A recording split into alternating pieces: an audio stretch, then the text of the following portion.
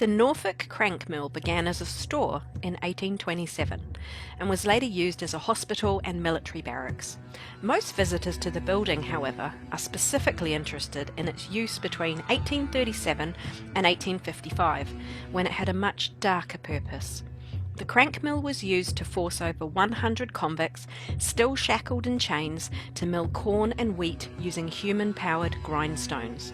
The overseers didn't care about the quality of the milled flour, only that the process was suitably back-breaking for the convicts.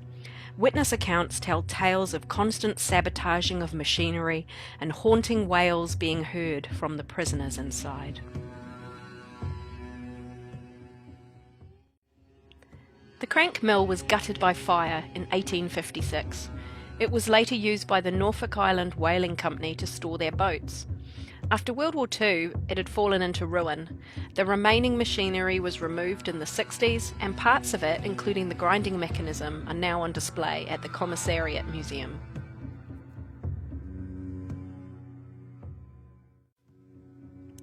We decided to visit the crank mill around midnight one evening. We borrowed a PSB-70 spirit box and attempted a communication session using the Estes method. This involved Natasha sitting in one location, wearing headphones, turned up very loud, listening to the spirit box. You can see her sitting in the window in the upcoming video. She would say out loud any words or phrases that she heard. Meanwhile, Amy and Tess were in a different part of the crank mill, quietly asking questions. Natasha would not be able to hear those questions. Ideally, with this method, the questions they asked would be answered by spirit via Natasha. Hi, my name is Amy. We've come to talk to you today. Hello. We've heard there's quite a few people in this building. How many people are here? Oh, how many of you guys are here?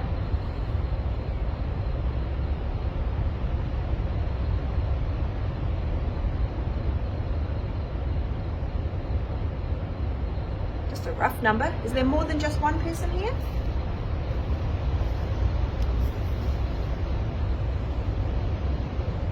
One person here.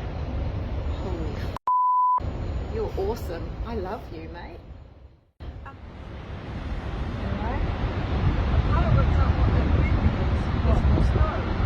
It's more scoping. I don't understand what It'll be ships out at sea.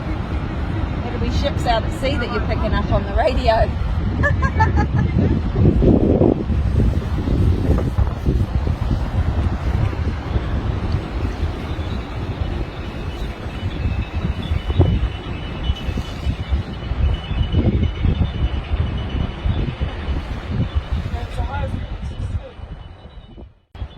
We had an initial moment where we felt we may have something, but soon realised that the spirit box had significant problems on Norfolk Island.